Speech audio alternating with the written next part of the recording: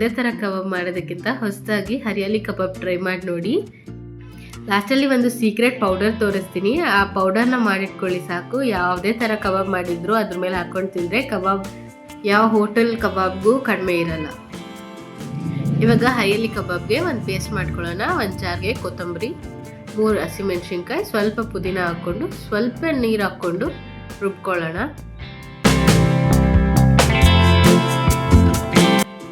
ತೊಳೆದಿಟ್ಕೊಂಡಿರೋ ಚಿಕನ್ಗೆ ಇವಾಗ ರುಬ್ಬಿಟ್ಕೊಂಡಿರೋ ಪೇಸ್ಟ್ ಹಾಕ್ಕೊತಾ ಇದ್ದೀನಿ. 1.5 ಸ್ಪೂನ್ ಶುಂಠಿ ಬೆಳ್ಳುಳ್ಳಿ ಪೇಸ್ಟ್ ಹಾಕ್ಕೊತಾ ಇದ್ದೀನಿ. ಇವಾಗ ಅದಕ್ಕೆ 1 ಸ್ಪೂನ್ ಉಪ್ಪು, 1 spoon garam masala, 1 spoon Kashmiri chilli powder, ಸ್ವಲ್ಪ ಚಾಟ್ ಮಸಾಲ, ಅರಿಶಿನ, 2 ಸ್ಪೂನ್ ಧನಿಯಾ ಪುಡಿ ಹಾಕ್ಕೊತಾ ಇದ್ದೀನಿ. 2 ಸ್ಪೂನ್ ಕಾರ್ನ್ಫ್ಲೋರ್ ಹಾಕ್ಕೊತಾ ಇದ್ದೀನಿ. ಒಂದು ಅರ್ಧ ಸ್ಪೂನ್ ಅಕ್ಕಿ ಹಿಟ್ಟು ಹಾಕ್ಕೊಳ್ಳಿ. 1 ಸ್ಪೂನ್ ಸೋಯಾ ಸಾಸ್, 1 ಎಗ್ ಹಾಕ್ಕೊತಾ ಇದ್ದೀನಿ. ಇದನ್ನೆಲ್ಲ ಚೆನ್ನಾಗಿ ಮಿಕ್ಸ್ ಮಾಡಿ ಒಂದು ಅರ್ಧ ಗಂಟೆಯಿಂದ 1 ಅವರ್ವರೆಗೂ ಫ್ರಿಜ್ಜಲ್ಲಿ ಇಡಿ, ಚೆನ್ನಾಗಿ ನೆನೀಲಿ.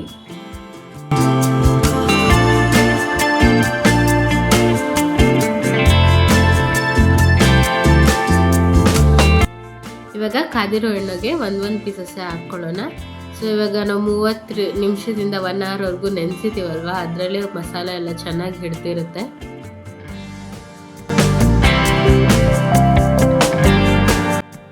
ಒಂದು 30 ಸೆಕೆಂಡ್ ಆದಮೇಲೆ ಸ್ಪೂನಲ್ಲಿ ಇನ್ನೊಂದು ಕಡೆ ತಿರುಗಿಸ್ಕೊಳ್ಳಿ.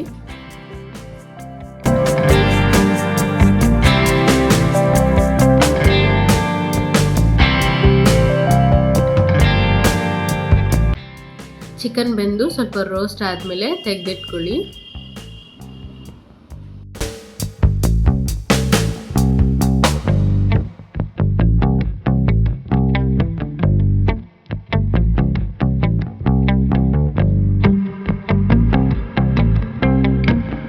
ಇವಾಗ ಸೀಕ್ರೆಟ್ ಮಸಾಲ ಪೌಡರ್ ನೋಡೋಣ.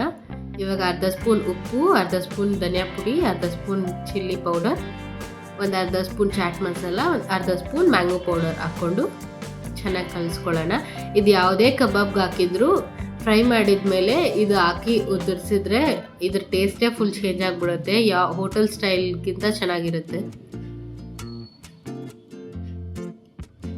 ಇವಾಗ ಅದ್ರ ಮೇಲೆ ಉದುರಿಸಿ ನಿಮ್ಗೆ ಎಷ್ಟು ಬೇಕೋ ಅಷ್ಟು ಅದನ್ನು ಚೆನ್ನಾಗಿ ಕಲಿಸ್ಕೊಳ್ಳಿ. ನೋಡಿದ್ರಲ್ಲ, ಮನೆಯಲ್ಲೇ ಡಿಫ್ರೆಂಟಾಗಿ ಕಬಾಬ್ ಹೆಂಗೆ ಮಾಡೋದು ಅಂತ. ಇದನ್ನ ಹರಿಯಾಲಿ ಕಬಾಬ್ ಆರ್ ಗ್ರೀನ್ ಕಬಾಬ್ ಅಂತಾರೆ.